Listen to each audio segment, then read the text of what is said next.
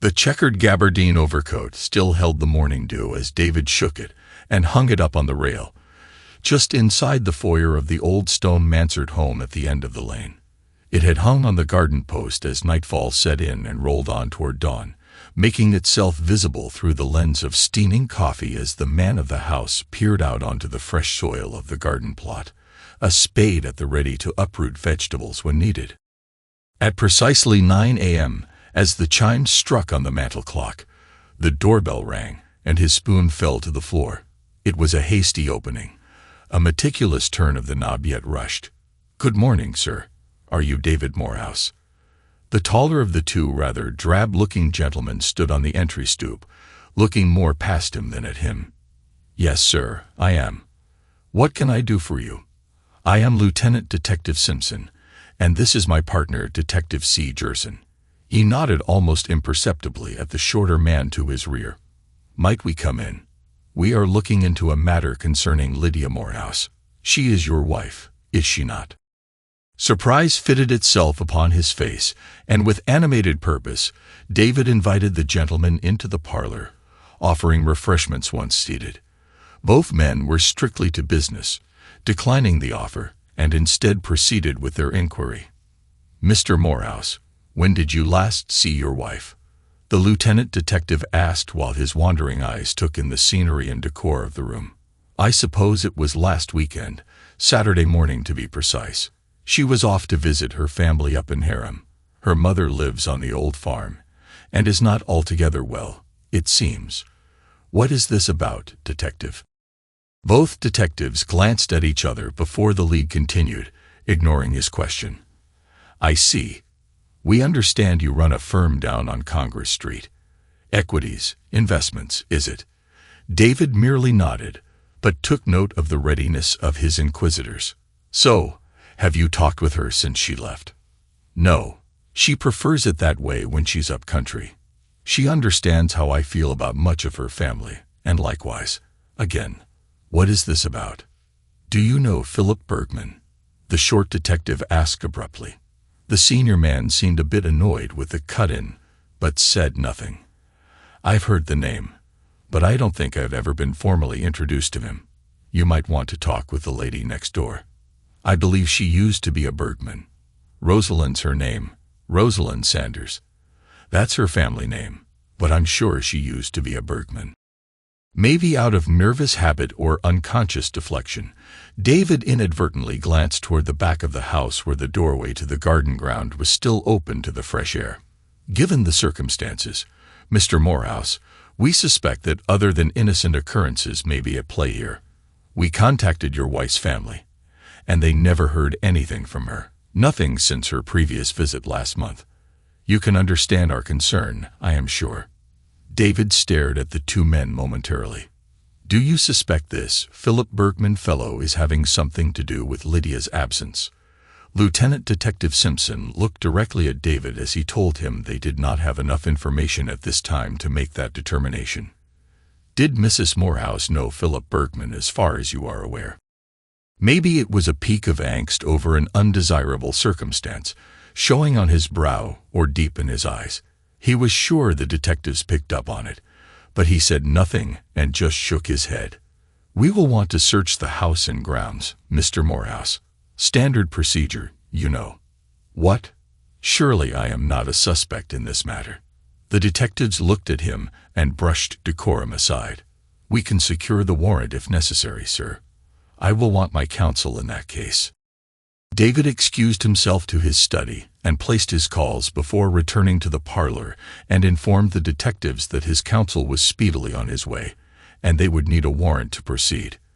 The two men just looked at each other, and the senior fellow excused himself to the front stoop, where he made his request for a warrant. Half an hour later, two more policemen arrived along with David's counsel, and the search and investigation continued.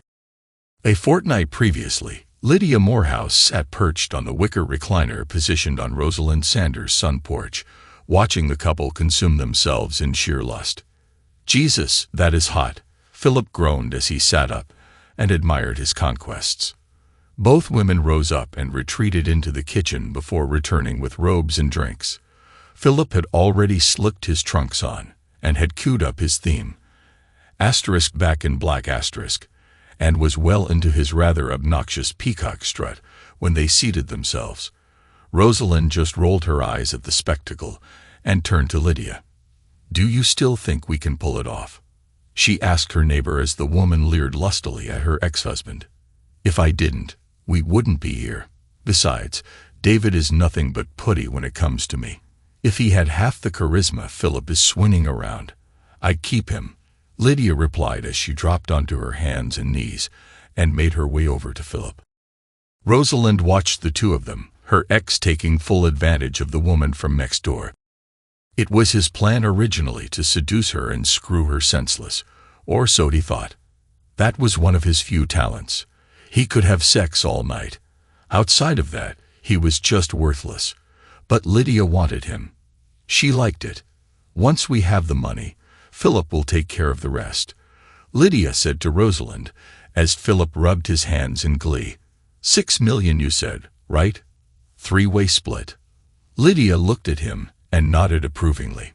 She wasn't always so calculating and wanton. There were the good years, she remembered, but it grew into something unsatisfying somewhere. There was greener grass, bigger rings, newer models. David was staid, so predictable, so boring. Then there was Philip. Philip with his everlasting stamina, and his revelry switched set to eternity. He told her he'd kill for her, and she had a climax. Perhaps the sodden path began many years earlier up in Hiram, where her mother parked an old weather-beaten Airstream off behind the shed at her family's overgrown farm. Lydia and her sister shared pull-down bunks as her mother entertained a variety of flotsam on the other end, often sending the sisters to play in the barn until their pleasures were sated. There was an endless stream of men in and out of their lives, and eventually even into the intimate confines of both the girls, continuing until Lydia ran away before graduating out of high school. She measured herself against the picked-over misery her mother and family offered, and chose an escape accompanied by a promise to become somebody, anybody but who she was living in that tin can. Yet in the end, the apple stares up at the branch it fell from. Rosalind looked in studied silence until she whispered, "I want to watch him kill him." For whatever odd reason, the three of them thought that to be the funniest thing as they laughed in unison.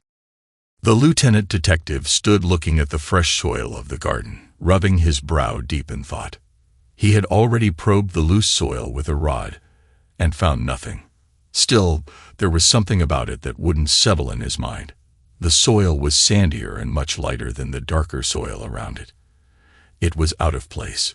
"You've been working in your garden a lot, Mr. Morehouse?" he asked. "Yes, I've been building the beds, thinking of a good row of greens to put in for next autumn." Still, it remained unsettled. The detectives and the other members of the search team combed through the house and basement, as well as the grounds, and later gathered in front of the house in animated conversation. David stood watching them along with his counsel. "It's standard procedure, David. I would not be concerned at this point, but we certainly need to sit down and go over the events of the day and take precautionary measures." The police remained in the front yard for a considerable time, as some of the neighbors congregated at the mailboxes wondering over all the excitement. Rosalind Sanders' home remained unobtrusively quiet, as if vacant and uninterested, not even a stir at the curtains. It was the buzz of his phone in the pocket that broke David's stare. "It's done," the message on text stated. Nothing more needed to be said. The two detectives strode down the walk and approached Rosalind's house, ringing the bell and knocking several times on the heavy oak door, facing the street without results. They peered into the bushes and even one of the windows before walking around toward the backside. C. Gerson stooped down and picked something up near the back door to the sun porch. "I found something you need to take a look at," he yelled out to his senior. With gloved hands, the lead detective held the evidence up to the light and examined it closely before whistling to the other police still on site next door, and they came scurrying to the backside of the Sanders home. Of course, they deliberated for several moments, until the better of them turned the doorknob and entered the unsecured abode. David's esquire had settled into an easy chair in the study and reviewed notes as his client observed the happenings next door. Before long, another car arrived, and 2 more officers entered the scene. Another 15 minutes passed, and a burst of activity excited the neighborhood. Another police car arrived, followed by an EMT vehicle, and they all entered the house next door. For several minutes, officers came and went, scurrying between the front door and the backyard. Clearly, they found something, the counsel exclaimed as they watched the EMTs enter the front door with a gurney. Nearly an hour later, they exited with multiple black plastic bags secured on top of the gurney, and the 2 investigating detectives followed. As the gurney was loaded into the vehicle, Lieutenant Detective Simpson and Detective C. Gerson returned to the Morehouse residence. "Mr. Morehouse, counsel, we'd like your client to come down to the station house so we can take a proper statement," Simpson said, looking at the attorney. "There is no need for that. My client will have nothing to say that hasn't already been said. Anything you might want to ask can be done right here. But again, he has nothing to state at this point. If you are going to Mirandize my client, please do so now. You know we can take him in and hold him," the shorter detective piped up while his senior scowled at him. "And I'll have a writ before you can fix your coffee. In the meantime, if you have completed your search, let's wrap things up, shall we? We realize the warrant will entitle you to return if you choose, but I will insist on my presence if you do, as is my client's right." Both detectives were none too pleased at being dismissed so readily, but they knew as well as the counsel that there was no choice if Morehouse was not willing. A writ of habeas corpus would have him free before sundown, especially with the esquire's well-known connections. Still, Simpson pondered over gnawing thoughts. The fresh soil continued to provoke an interest, and there was something else. The home was modestly furnished in outward appearances, yet each piece, the choice of accent pieces, spoke refinement and wealth. The marble tray next to the divan was not a box store knockoff. The wealth was subtle, almost deliberately masked in simplicity. After years of police work, one thing the man knew: money is always a potential motivating factor to take into account in suspicious circumstances. And now the circumstances, at least next door, were more than suspicious. Body parts and a greater mystery would consume the detective's time at this point, and certainly there would be a return visit to the Morehouse residence. There were not just the body parts, but the mystery of who made the call and concerns that brought them out here in the first place. Lydia gazed at the specimen before her through eyes heavily lidded from the black hashish that Philip had crumbled up earlier. "Why did you bring him into the mix, Philip?" Rosalind asked while nodding at the man lying back on the bed. "None of your business, except I needed him. Besides, I'm paying him, not you." Lydia just shrugged. Whatever it takes to do it right. It was Wednesday afternoon, and the 4 of them were upstairs in the master bedroom of Rosalind's home making their final plans. "Are you going to gut him?" Rosalind asked her ex, almost salivating from the excitement the question posed. Lydia looked at her and contemplated her sick perversity. They were never originally going to kill David, instead planning on transferring the money and traveling to South America somewhere, maybe Uruguay. That was fine until they realized that only Lydia had a passport. Philip had outstanding warrants on him, and Rosalind was only interested in smoking and having sex and didn't care where. Lydia decided they would part company when it was over. Both of them were foolish people in any event. The best of plans never mesh well with foolishness and dope-addled minds. In this case, sex and dope were just substitutes for planning, and before they could formulate a coherent strategy, one or all of them were on their backs being ravaged by the other. It was a blood-simple mindset. Rosalind and Philip suggested killing him and disposing of the body, giving cause to think David had run off with the funds. Lydia shrugged and went along with it when it was suggested. Maybe it was the opium-laced hashish that did the thinking for her. In any event, they were here now and 2 days away from carrying out their dark scheme. "What do you mean? Am I going to gut him?"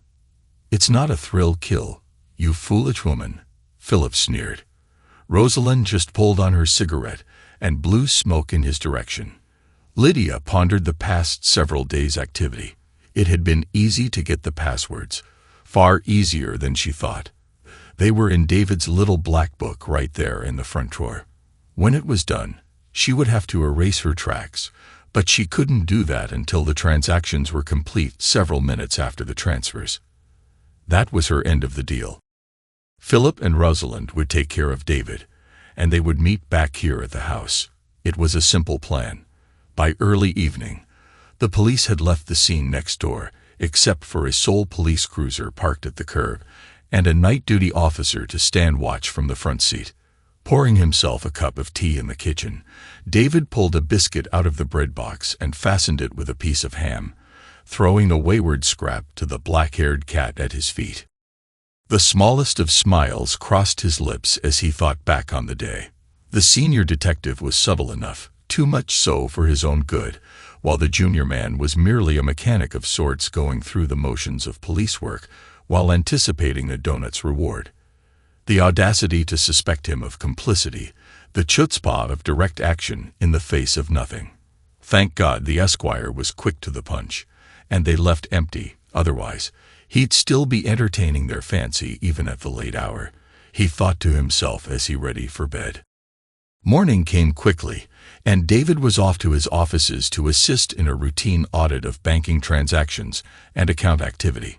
While he managed a very profitable portfolio, the office staff was lean and efficient.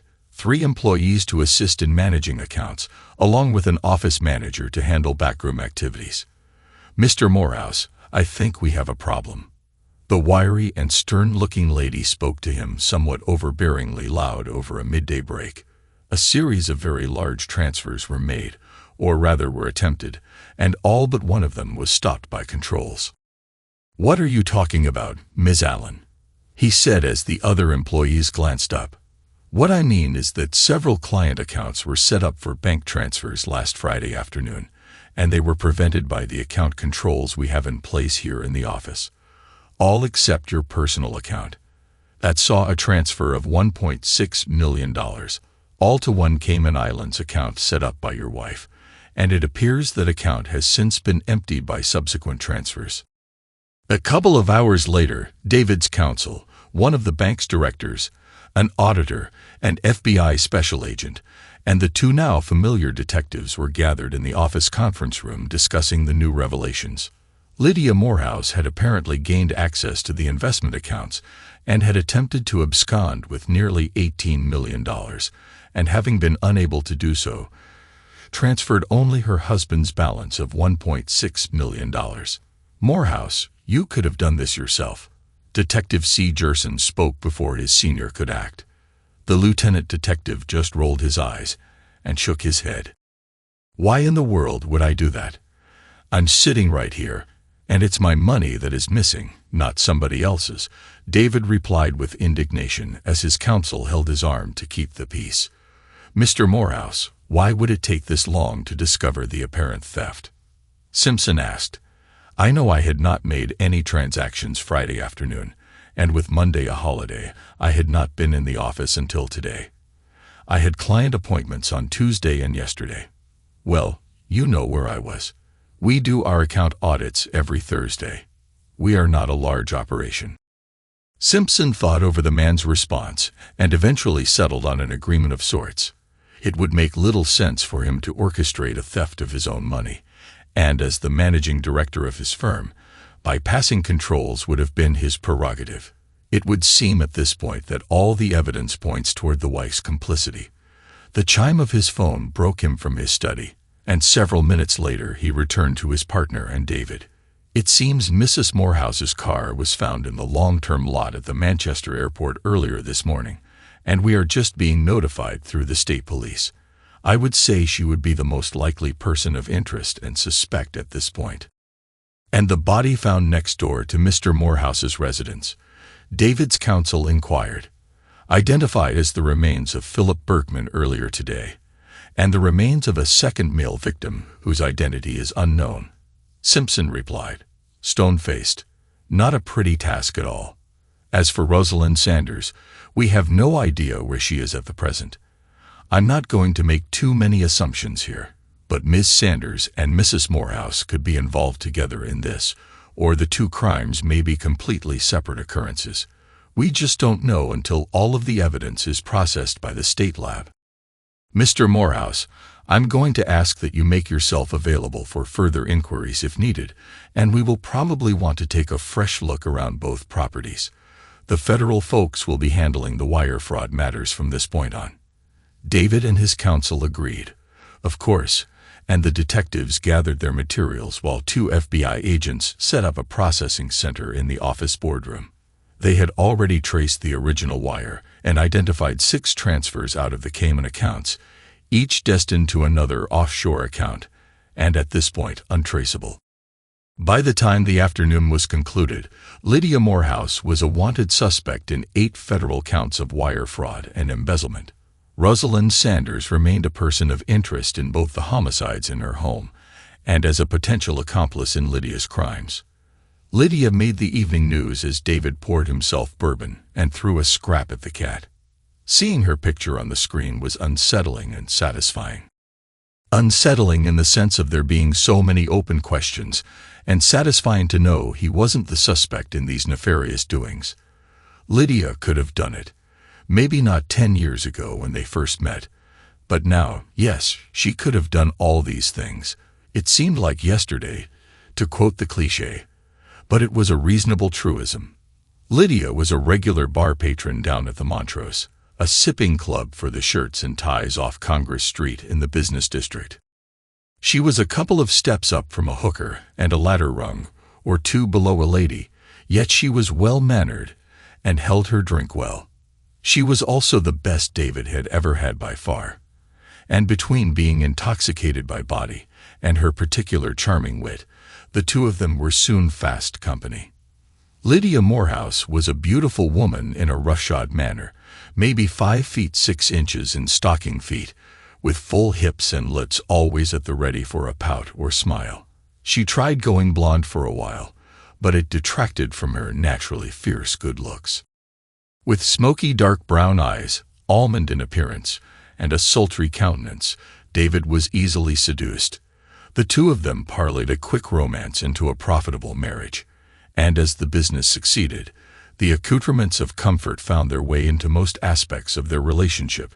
After a few years, the smoky allure settled, and they moved through life, much like many other couples, a day here, a week there, and then a repeat of the same. While David was satisfied with much of his lot, Lydia yearned for something else, perhaps the attention she enjoyed while perched like a reward back in the Montrose days. In time, she found it between the sheets of a downtown hotel bedroom, with a suite of paramours, each with their own satisfying talents and limitations. Eventually, the dope found her, and depravity set its unlimited toehold. Rosalind Sanders moved in next door, and soon Lydia was a regular fixture while her husband tended to his business. Dark-haired and sharing a promiscuous proclivity for sex and drugs, Rosalind fed Lydia's sense of adventure with afternoon trysts to an assortment of watering holes and pickup joints down in the Port City's waterfront district. The depravity continued with a growing dependence on the thrill of the chase and the next line or smoke, the next sex session in whatever room could be had on short notice. Rosalind sold dope when she could or peddled in the business hotels, never convincing Lydia to follow suit. Lydia was smarter than Rosalind, way smarter when dope didn't addle her mind. Then Philip began coming around, supplying more drugs for Rosalind to peddle. The two of them were married once, but she divorced him when he got sent to jail a few years earlier. Yet, they continued an on-and-off relationship after he was paroled. He got sent back in for another year, and it was after that when he started dropping in while Lydia was around. Within a week, he was with both women.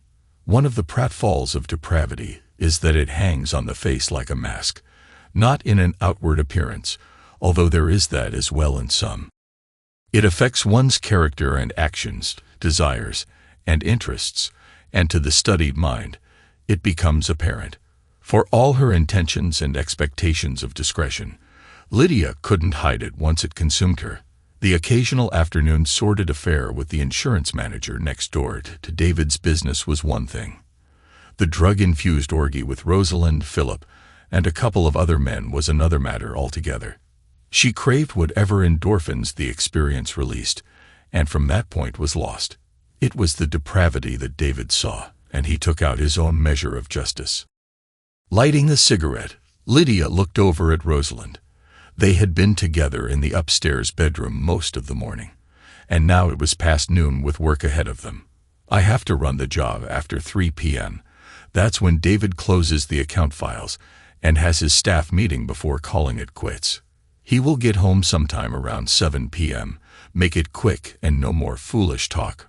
Rosalind. Philip. You hear me? No crazy stuff. Just do it right. Like we talked. Now let's get cleaned up. I need to run to the house. Lydia looked back at the two of them, wondering when the Mexican was going to show up. He was part of Philip's plan, not hers, and as long as it worked as planned, she didn't care one way or the other. She had already decided this was the last time she'd see any one of them. She picked up her bag, walked back to her home, and grabbed a quick shower. The airline ticket lay on the end table as Lydia pulled up the accounts. Getting the passwords had been particularly easy. David had used the same passwords he used for his home computer. She remembered thinking what a fool he was for making it so easy, that and keeping them in a notebook in the drawer. 20 minutes later, the transfers would run, and she would grab the tickets and get the hell out of there. Several minutes later, the jobs began running, and before she could congratulate herself, a system prompt jumped up asking for the admin password needed to make the transfer. She tried the same password to no avail until she reached the last transaction, moving David's funds from his personal account. The transaction completed, and $1.6 million was transferred to a Cayman Islands account. Lydia sat cursing the computer and her husband and pounding the table until she sat back and lit a cigarette. Forget it. It's better than nothing. She loaded a couple of bags into her car, and then, going for her heirloom box down in the basement, she walked down the stairs. Mr. Morehouse, why is the soil in that row so much sandier and lighter than the rest of the garden plot? Simpson inquired while running his fingers through the loose soil. I had a couple of yards of it piled back here that I picked up when they were tearing down a property across town. A fellow told me I could have it, so I loaded a couple of pickup trucks. It's better for drainage than the stuff already there, David answered quickly. Interesting. When they returned to the house, David offered the police officer refreshments, and this time he accepted. I see you are a lover of books, Mr. Morehouse. Yeats, Hawthorne, Welty, Poe, Chekhov, Eliot, Melville. That's quite a collection. Yes, I have been an avid reader since childhood. I much prefer a good book to the television any day. I'm a Stephen King fan myself. Oh, he's good for his genre, but I wouldn't put him up against Poe even on his best day, David said proudly, running his fingers over the spine of a first-edition collection of the author's short stories. I've never read him.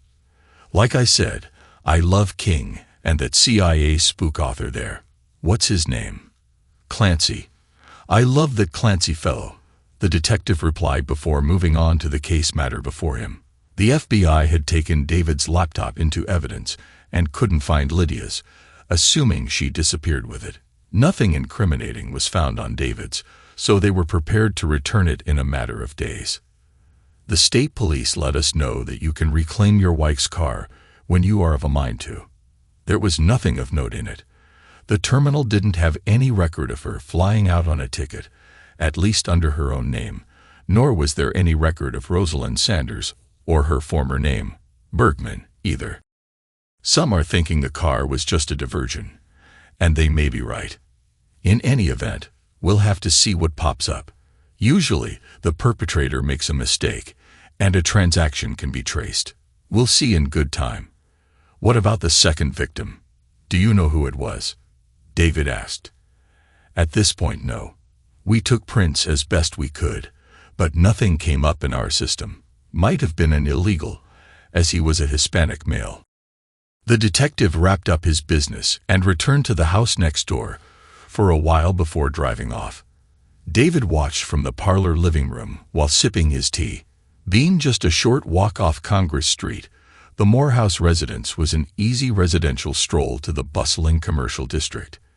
In the 1920s, it was home to a somewhat nefarious fellow from Boston with connections to Old Ireland and the rougher working-class fellows of England's industrial Birmingham. He had started refurbishing the 19th-century postbellum residence in 1919 after returning from the Great War rather unscathed, and then the advent of 1920 changed all manner of things. In 1921, Liam McCovey was running cases of Irish whiskey into a small alcove near Lubeck, and his men were driving it down to Portland to sell in half a dozen speakeasies. The rest of the load went down into Boston to raise cash for the IRA back on the Green Isle. It wasn't long before the local police, with the help of federal cops, were raiding obscure warehouses around the city and putting a dent in both the supply and the moral freedom of McCovey's men. In the middle of refurbishing his home, McCovey took action to restore his business and discretion. With careful excavations after dark, an underground stone hallway opening up into a large chamber room had been built with an adjoining tunnel to the residence next door, a home occupied by another disreputable fellow of similar inclinations. With patient craftsmanship, both ends had been fitted with secret passageways built behind what to the naked eye would be solid granite walls in the cellars of each home. The chamber had been deadened with baffling to keep the sounds of activity from prying ears. It served its purpose well in the Prohibition years, and many cases of whiskey and other contraband passed into its hallways until repeal came and put an end to its use. During the war years in the 1940s, the owners considered it a refuge should the Germans take Portland. A silly proposition, but it was readily available if needed. After that, it was merely a novelty and succumbed to memory before it was forgotten with the passing of generations. It was an old ledger book and binder found buried in the far attic that shed light on the innovation again, and David Morehouse toyed with his secret playroom like a kid in a candy store until it found a new purpose, one nefarious in design and fitting for the circumstances. The far end of the tunnel had been blocked off and backfilled with sandy loam for privacy concerns, but at one time it opened into the granite cellar of the Sanders house next door.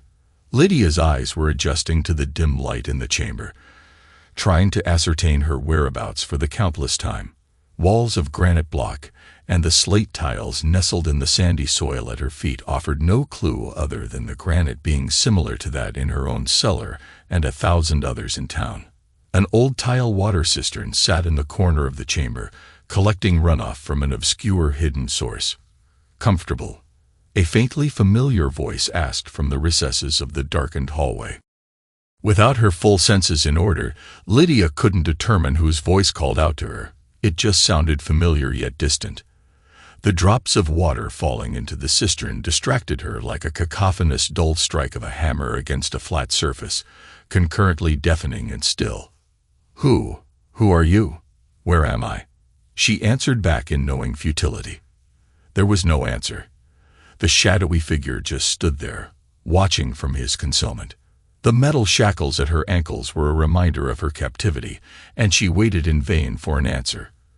A moment later he was gone, leaving her to the source of the single light and the symphony playing off the walls of the cistern.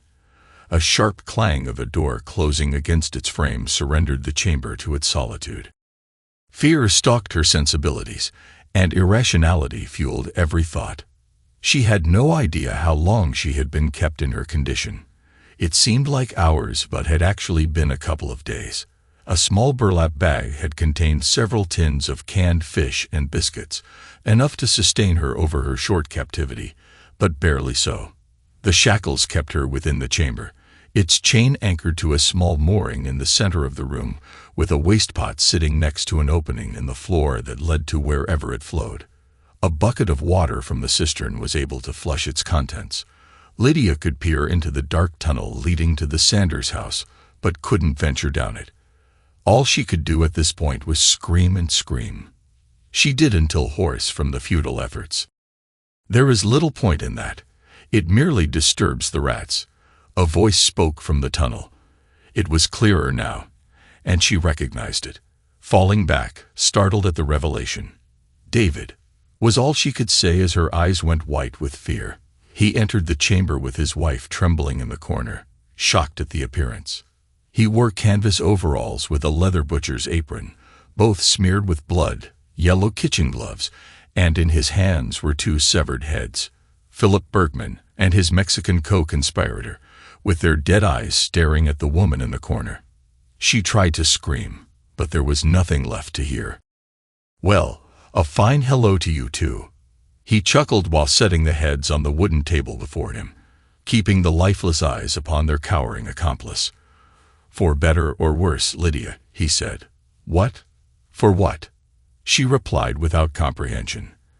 "For better or worse, that's what we agreed to. I'm keeping my end of the bargain, dear. The worse it is, I don't know. I'm sure you don't, darling, but you should. It was in your vows and in mine. And here we are, living it out in bliss. I'm keeping my vows, Lydia, just like I promised. I'll take care of you to the end, either yours or mine." The poor woman ran an assortment of tales through her head. "They made me do it. I was never going to go through with it. I was only going along until we could do them in. Honey, I was never going to kill you." Eventually, she just stared at her husband in miserable defeat. Her clothing was filthy, her hair matted, and the nicotine and other drug withdrawals only fed a growing anxiety and nervous reaction to her condition. "I have further work to do, dear. I'll be back in the evening," David said as he gathered a severed head in each hand and turned toward the tunnel. David sat in the dusty attic of the Sanders house, surveying his grim results. The Mexican had been the most difficult. He was heavy and strong, maybe more than he expected, and the voltage of the prod only slowed him down rather than bring him to a full stop. But in the end, a hammer in the other hand brought him to bear. Philip Bergman, for all his bravado, was mostly blustering noise. Drugs and greed had wasted his sensibilities beyond that of a simpleton, and the blade he held in his hand found a more suitable target in the midst of his own forehead.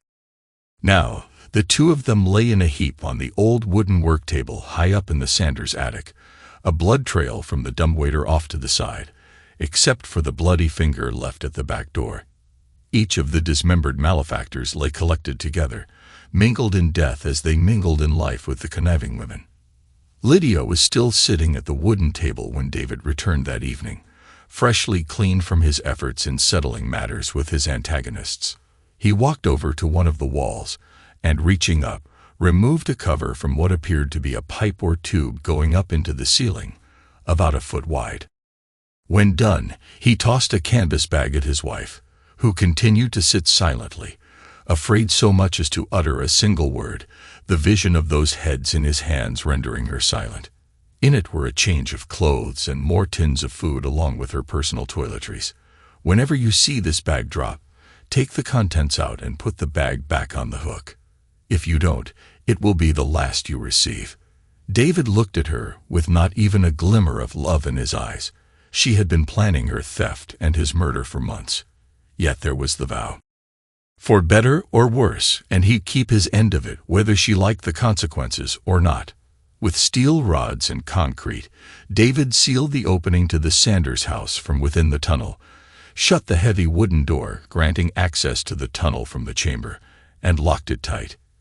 He looked at her as she sat, not believing he would leave her in such conditions. She had clean clothing, her personal effects, notebooks and pens, even her glasses to put them to good effect. Over time, he'd give her more things, light bulbs, scissors to cut her hair, even a bottle of booze on occasion to sedate her misery. What he gave her in his mind was a sentence of life instead of death.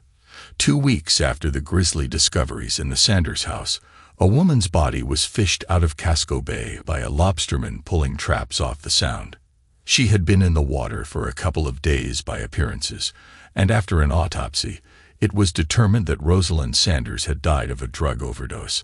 How she got in the water remained a mystery, as well as where she had been the several days prior. Each of the cases remained open, and at one point, Lieutenant Detective Simpson paid another visit to the Morehouse residence to inquire as to whether or not he had heard anything from his wife. Drug dealers is what we suspect happened. A deal gone bad or bad blood somewhere. Bergman had been identified as a local supplier down in the port, and the guess is the Sanders woman met a foul end on her part. The Hispanic fellow? Who knows?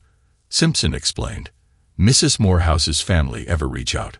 They might have heard something, although I suspect, given she's kin, they'd not be likely to share much, he added. David just shook his head, and with a bit more small talk, he bid his visitor to the door and took leave. He never talked with Simpson again, as the week's events settled into a routine. Every few days, he'd go out to the work shed between the two properties, and with a pallet jack, move the heavy workbench and chest off to the side, removing the casement cover underneath. A canvas bag would then be dropped on the line to the concealed chamber below, where Lydia Morehouse would hastily remove the contents.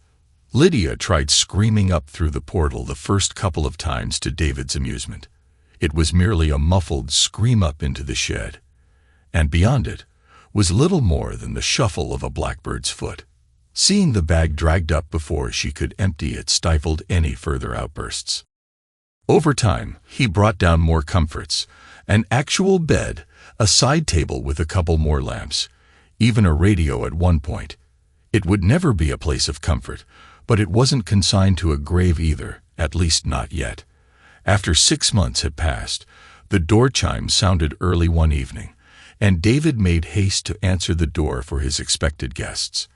On the step was the familiar wiry and stern-looking woman, and a rather attractive yet somewhat disheveled young lady, a few years his junior.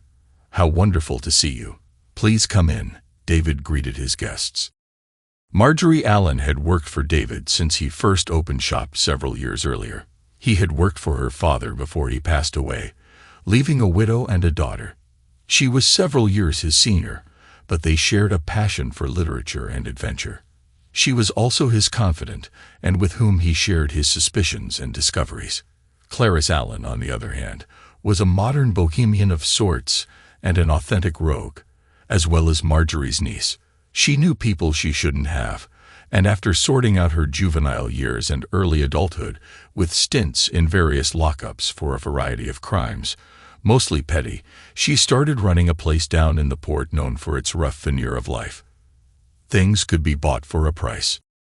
After the minutiae and refreshments, David pushed a small passbook across the table to Marjorie and another one to Clarice. "You can Western Union out of the accounts at any time. Keep the transactions below $10,000, and all is good." Marjorie Allen broke her stern smile into a grin as they concluded their agreement, and with hugs and best wishes, the parties went their way. She was retiring, and with Clarice, they were heading to Corpus Christi for the warmer climes. Months turned into years, and Lydia Morehouse remained a prisoner, cared for by a husband living up to his bargain. For worse it was, she had been held down there behind granite walls for over 6 years by then, and the toll on what was left of her mind would tax even the most jaded of caretakers. She babbled to herself, mostly pacing the floor back and forth, morosely reflecting on her treachery and the cause of her confinement.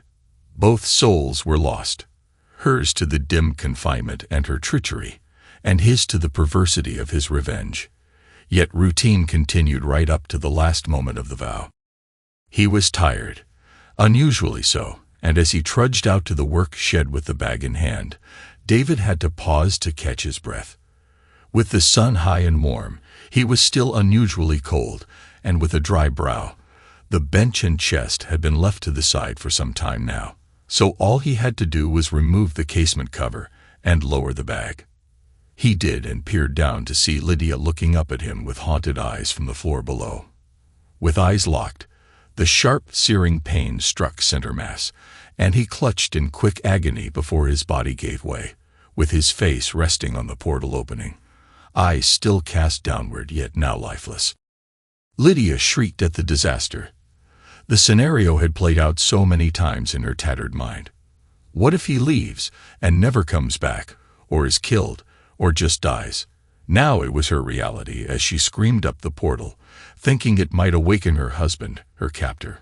With the door to the work shed open and David dead on the floor, there was no longer any for better or for worse.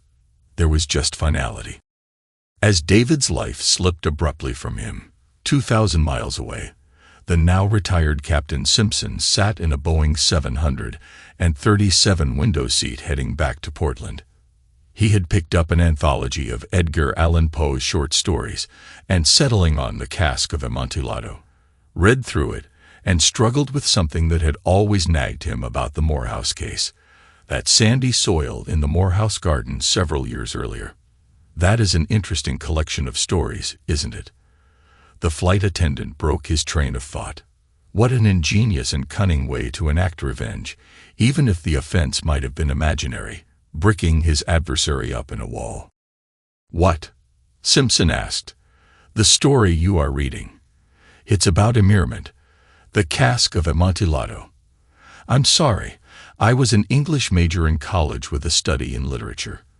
I was always fascinated with how macabre and nearly foolproof Montresor's designs had been."